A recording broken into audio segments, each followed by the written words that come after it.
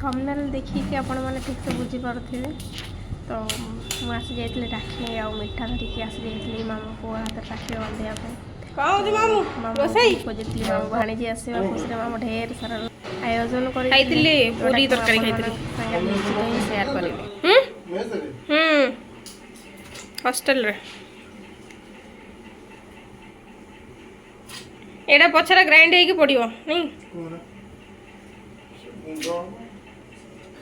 गोटे पत्रे भात पानी गरम होता गोटे पत्र डालमा फाइनाली भात सरी जाइए आ बाकी मोर आलू और पोटल को भाजबार आलू पोटल केमी कर तेल पकईबी ना नहीं ठीक से भल भाव सफा कर दौरान यही तेलटा पकईबी दयाकोरी सांग मैंने मो मामू पेट को कहीं देखिए ही ना आगुरी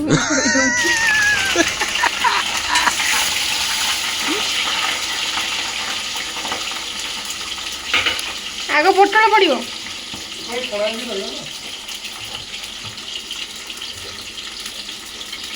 पोटल कुर्मा रेसिपीटा कह पोटल कुर्मा रेसिपीटा कौन कौन पकेब कोबी भी पड़ो ता देहरे डालमा रे हाँ एबेठू हॉस्टेल रही से माने कौन जिन बारण ना खाया बिना मरज आमर तो ये सबुत तो खाली खटा पकई दे छाड़ दी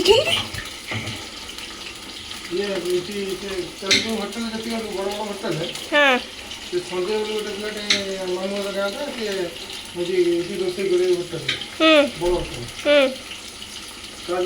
पार्टी पार्टी सब माछ झोल चिकेन सब मैंने खर्चा भर्ती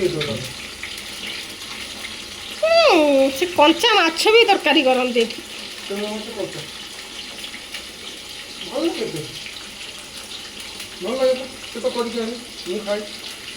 तुम भैया लोक खाई पारे देखिले मत असना लगे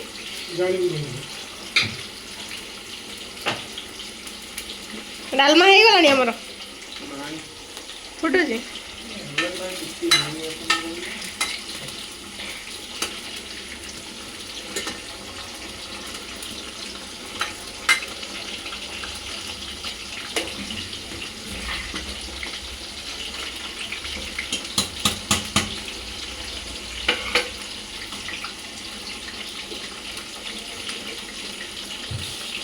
मामू से पट अलग कम व्यस्त थे तो मुझे पोटल को भाजी साइज के रखी मामू पियाज कटाकटी बहुत सारा करुले तो रोषे न कले कौन है टी तो हेल्प करदेली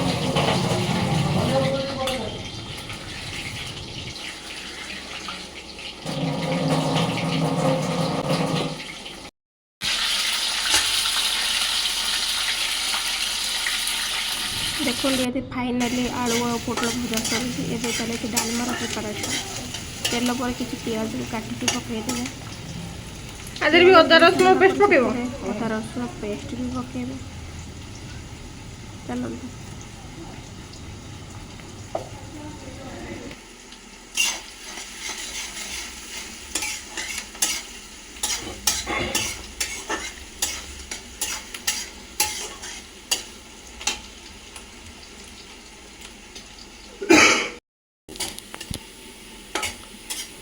केवे भी वॉइस देकी केवे भी कही नथली वीडियो रे एटा फर्स्ट टाइम जेहेतु मतलब टिके नर्वस भी लगुच जदि टिके बाय मिस्टेकली किछ भी हो जाइतो तो आपण मान तो बहुत निज लोक एटा मैनेज करदेबे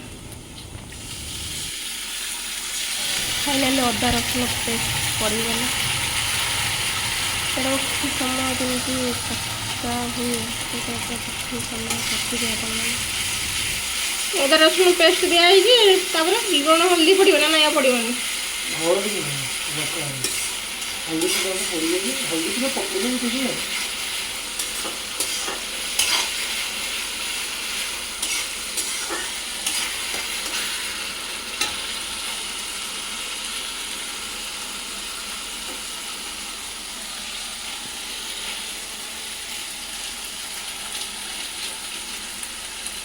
ଲଙ୍କା ଗୁଣ୍ଡ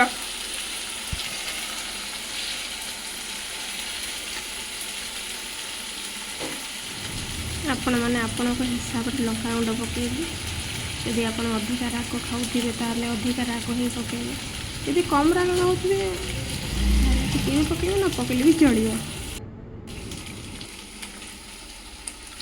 ସେଇଟା ଭଲ ବି ପ୍ରିଫର ନା ତାକୁ ଦେଇଦିଅ।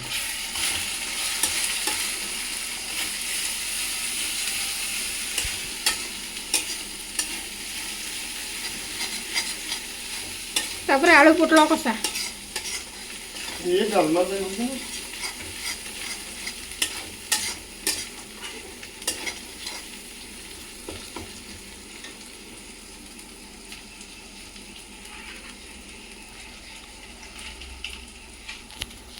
देखो सांग केते परफेक्ट तार कलर ही आसी जाए और मसला और तेल बिल्कुल ही अलग आई जाए।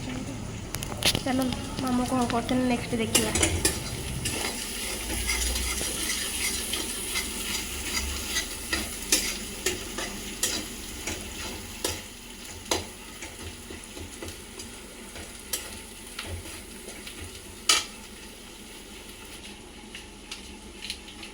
चिकन मसला पड़ला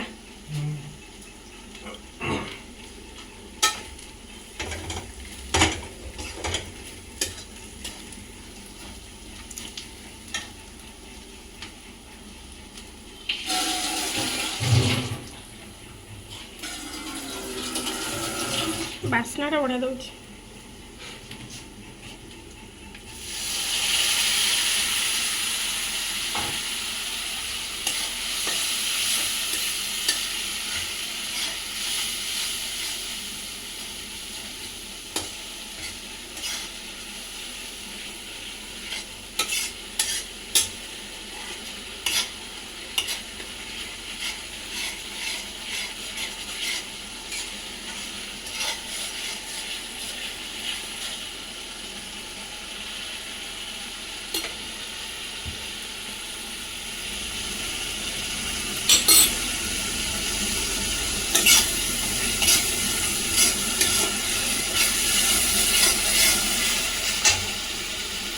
देखो एमती ही परफेक्ट कलर आसीज मसलार।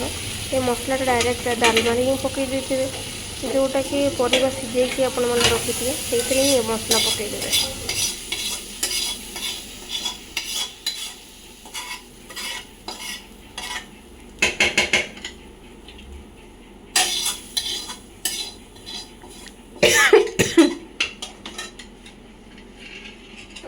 देखो मसलाटा पकई सारा तार मतलब कलरटा केम देखे तो किसी ही नुह आग को देखु।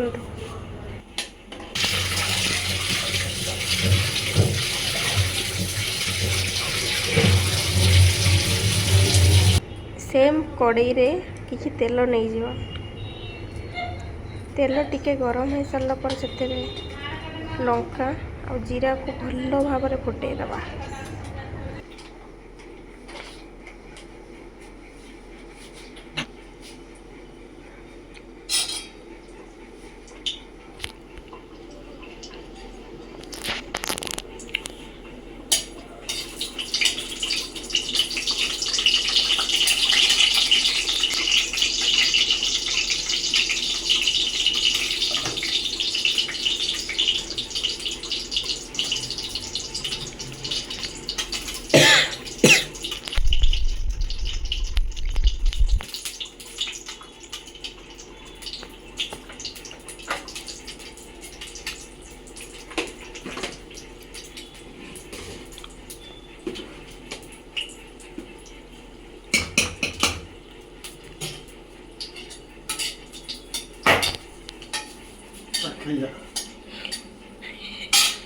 जीरा पकई दियो।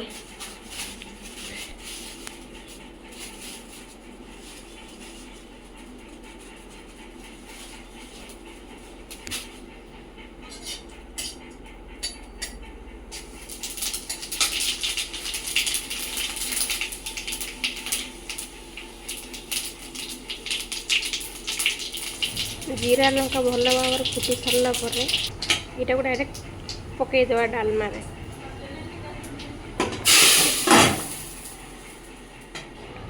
ଏବେ ହେଇଗଲା ଆମର ଡାଲମା ପ୍ରସ୍ତୁତ। ସତରେ କହିବି ସାଙ୍ଗମାନେ ବାସ୍ନା ବହୁତ ସୁନ୍ଦର ହିଁ ଆସୁଥିଲା। ତାପରେ ଆମେ ପ୍ରିପାରେସନ୍ କରିବା ଆମର ଫେଭରାଇଟ୍ ଡାଲମା ହେଇଗଲା। ଆଳୁ ଆଉ ପୋଟଳ କଷା। କାଜୁ ଗୋଟାଟା ସେଇଠି ଅଛି। ଏବେ ଦରକାର ନାହିଁ ନା କାଜୁ ଗୋଟା। ଡାଲମାରେ ଟିକେ ଜିରା ଲଙ୍କା ଗୁଣ୍ଡ ଟିକେ ପକାଇଦେବେ।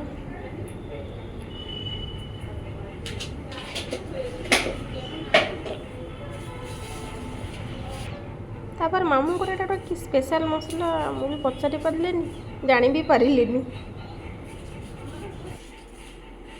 ସାଙ୍ଗମାନେ ନେକ୍ସଟ ପ୍ରିପାରେସନ୍ ହେବ ପୋଟଳ କୁର୍ମା। ତେଲ ଗରମ ହେଇସାରିଲା ପରେ କିଛି କଟା ପିଆଜ ପକାଇଦେବା। ହଁ ଏଇଠି ଦେଖିଦିଅନ୍ତୁ ଡାଲମାର କଲର୍ଟା କେତେ ହିଁ ପରଫେକ୍ଟ ଆସିଯାଇଛି। ଏମିତି ଗୋଟେ ଥର ଟ୍ରାଏ କରି ଦେଖନ୍ତୁ, ଆପଣମାନଙ୍କୁ ବହୁତ ଭଲ ଲାଗିବ।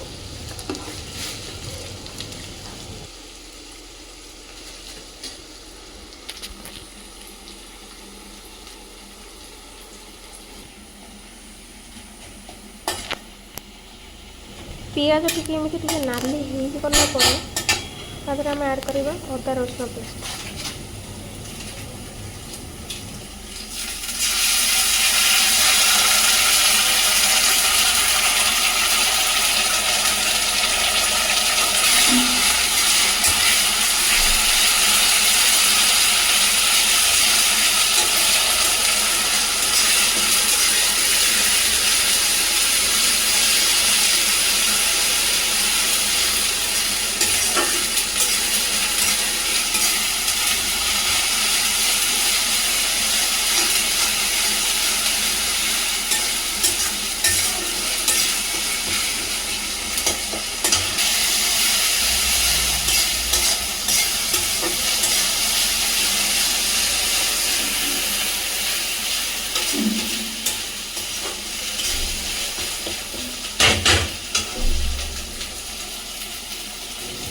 ଅଦା ରସୁଣ ପେଷ୍ଟ ଆଉ ପିଆଜକୁ ଭଲ ଭାବରେ କଷିଦେବା।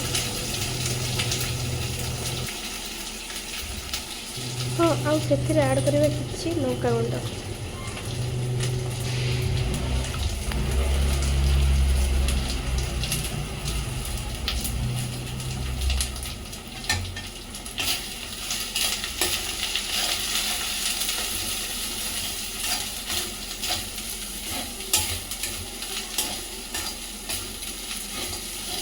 କିଛି ସମୟ କଷିଲା ପରେ ସେଥିରେ ଆଡ଼୍ କରିବା 3ରୁ 4ଟି କଞ୍ଚା ଲଙ୍କା।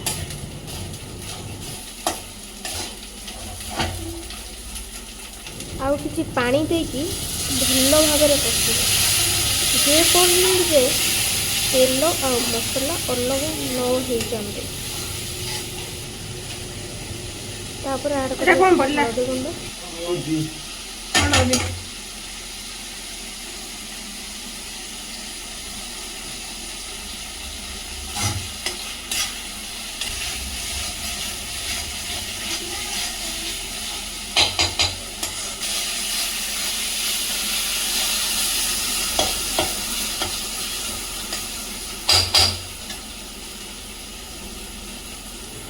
ଦେଖନ୍ତୁ ଧୀରେ ଧୀରେ ମସଲାର ରଙ୍ଗଟା ବି ଚେଞ୍ଜ ହେଇସାରିଛି।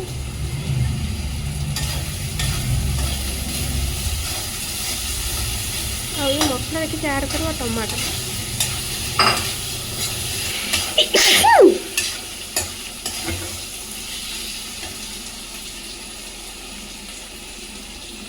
ଟମାଟର ପଟେ ଲୁଣ ପଡ଼ିବ। ଲୁଣ ପକେଇ ଟମାଟୋଟା ଭେଜ ଏଇ ଟାଇମରେ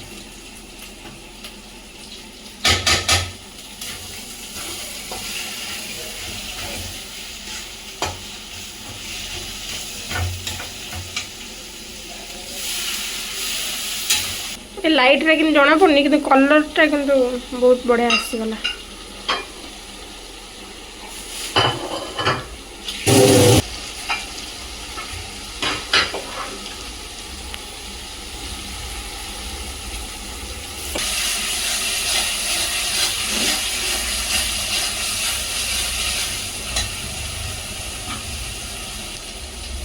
এটা কোন চিকেন পাউডার? আরে কড়ি পাউডার ভেজ না।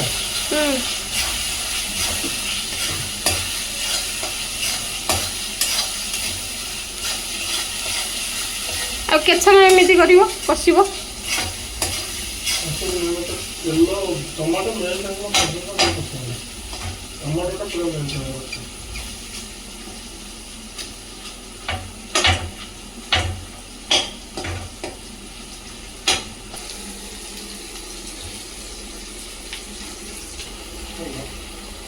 ନା ଆଉ କ'ଣ ଅଛି?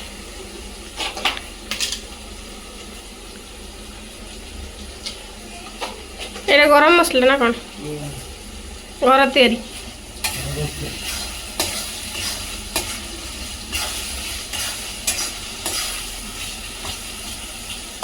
କାଜୁ ପଡ଼ିଲା ପରେ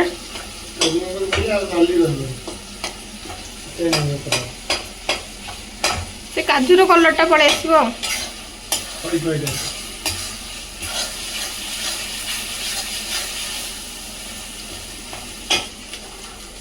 ତା କଲର୍ଟା ବଢ଼ିଆ ଆସିଗଲା କିନ୍ତୁ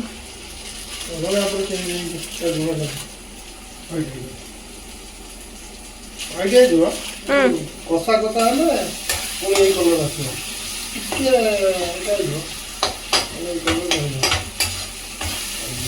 ଟିକେ ମସଲାଟା ଏମିତି କଷି ସାରିଲା ପରେ ତାପରେ ଆମେ କାଜୁ ବଟା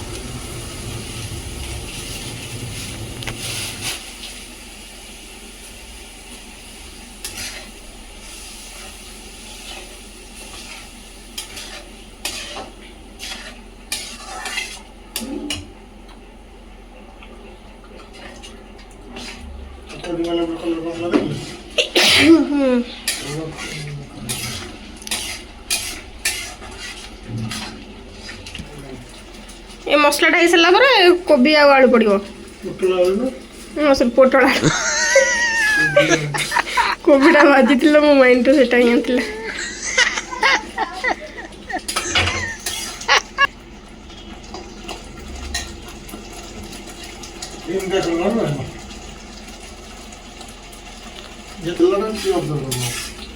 କାଜୁଟା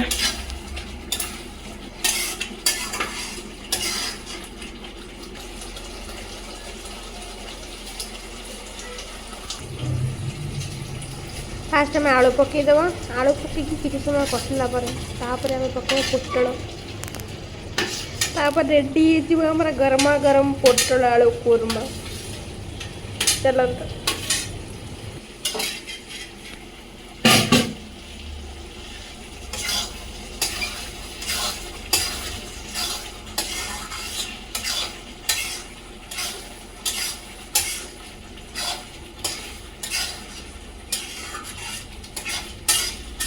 एवं पोटल पड़गला।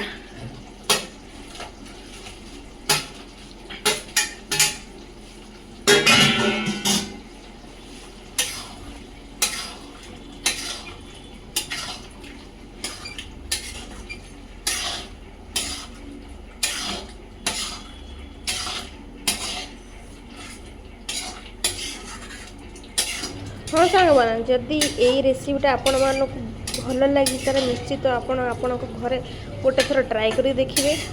सत कौच खाଇବା बहुत ही टेस्टी थिला। आपण मैंने गोटे थर ट्राए करके देखी दियो। बहुत ही सुंदर। आउ मो वीडियो भल लगी गोटे लाइक निश्चित करदे। आउ हाँ कमेंट रे आपण मतामत निश्चित जनइबे आपण वीडियोटी केमती लगिला। आज वीडियोटी एतिकी थिला। Thank you.